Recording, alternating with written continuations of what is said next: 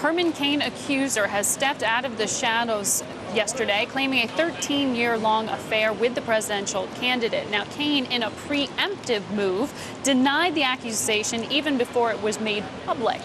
Let's get some perspective now from our Washington executive editor, Al Hunt. Al, how long are we going to have to keep talking about these sordid stories? Is this the last skeleton in the closet?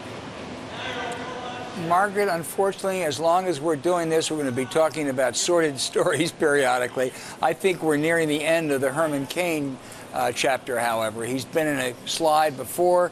This latest accusation, it's going to be even more precipitous now. Herman Cain will not finish in the top 3 or 4 in Iowa or New Hampshire, and his candidacy will be gone a little over a month from now.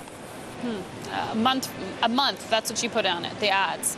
Well, after New Hampshire. I mean, he may stay until the 10th of January. But Herman Cain's not only not going to be the nominee, he's not even going to be a factor now. He's become a household name, that's for sure. Al, one of the things that I know economists keep talking about is the impact of this possible payroll tax cut extension, and what is that going to do to their forecast for economic growth? Can they count on this passing through Congress? I would think so. I would be very surprised if these politicians go home with an election year right around the corner and say, guess what, you're going to have a tax increase starting January 1st. I think the politics are such that they almost have to do it. The issue will be how or whether you pay for it. Right. And there'll be a big fight, and we'll probably go to the cliff a couple times and then not go over.